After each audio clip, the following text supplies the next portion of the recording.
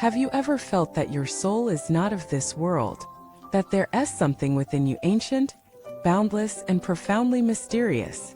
Have you ever sensed that your real home isn't anywhere on this earth, but somewhere far beyond even the stars? Welcome back to the channel.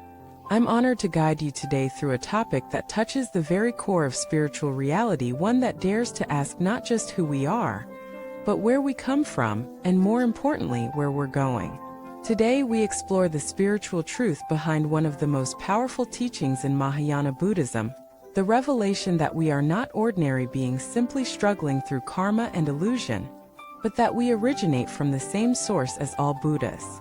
That each of us, in essence, is inseparable from that infinite wisdom, boundless compassion, and unconditioned awareness known as the original source. This truth is not metaphorical. It is not poetic fluff meant to make us feel better. It is a living reality that can be realized through deep contemplation and direct experience. Let us begin by returning to the central teaching of emptiness. In the Heart Sutra, the Buddha proclaimed that form is emptiness, and emptiness is form. This means that all phenomena, while appearing solid and separate, are in fact empty of inherent existence. But this emptiness is not a void. It is luminous, awake, and alive. It is the womb of all Buddhas, the source from which wisdom arises. Now imagine this: you are not just a wanderer in samsara. You are a wave that has temporarily forgotten the ocean. You are a spark that has momentarily lost sight of the fire. Your struggles, your confusions, your pain, they do not define you. They veil you. The Pure Land teachings and the great masters have said repeatedly that a single thought of returning to the source is more powerful than countless acts performed in delusion. One moment of true recognition of your original nature can cut through lifetimes of ignorance. So what is this original nature? It is the awareness that remains when all thoughts fall silent. It is the clarity that shines when all concepts dissolve. It is the space in which the mind moves, but which is itself unmoving. This source is not a place. It is not heaven. It is not a deity.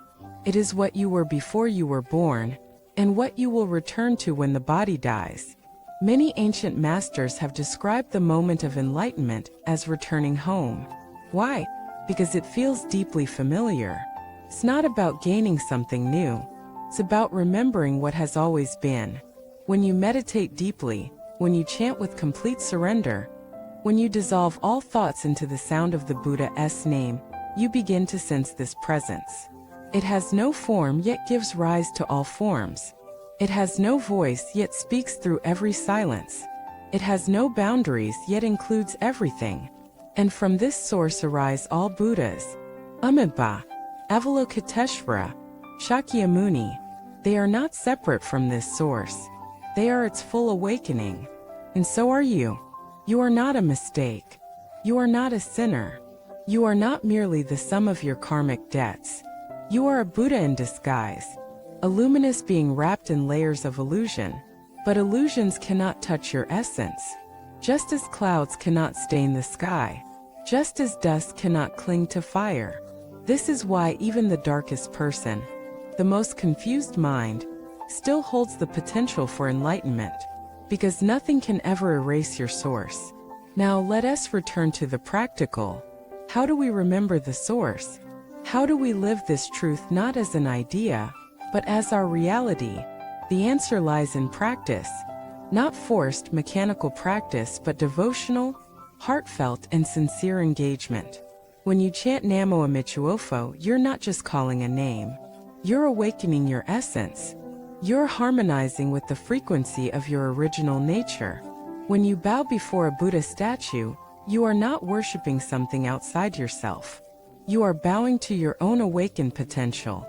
When you sit in meditation, observing breath, thoughts, and feelings, you are peeling away the layers that obscure your source.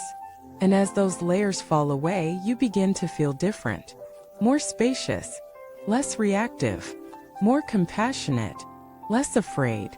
You no longer chase every desire. You no longer fear every loss, because you have tasted something eternal. And this is where true wisdom begins.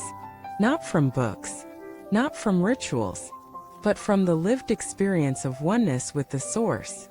Imagine a world where people lived like this, where children were taught not just math and science, but how to recognize the light within themselves. Imagine if leaders governed from the awareness that every being is Buddha nature and form.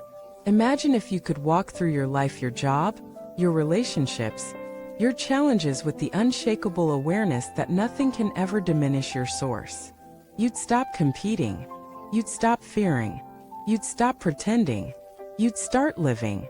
This is the invitation of the Dharma, not to escape the world, but to awaken within it, to bring the Source into every thought, every word, every deed.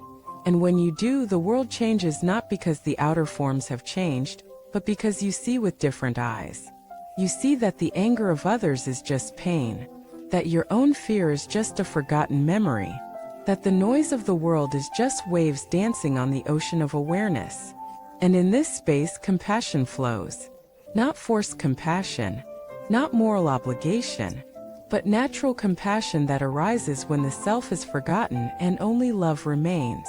So take a breath now, feel it enter and leave. Ask yourself, not with the mind, but with the heart, where did this breath come from? Where does it return? And in that pause between inhale and exhale, feel it, the Source. Silent, timeless, watching, loving. This is who you are. Not the roles, not the wounds, not even the thoughts. You are the silence behind the thoughts, the light behind the eyes, the stillness behind the motion. And the more you rest there, the more the world becomes a sacred dance. You no longer cling to praise or run from blame. You no longer fear death or crave eternity. You simply live with open eyes and an open heart. This is the life of a Buddha, and it is already yours. Thank you for watching this video. If this teaching spoke to your inner truth, please subscribe, leave a comment, and share with those ready to remember who they really are. Let us return to the Source together, not in theory, but in living experience.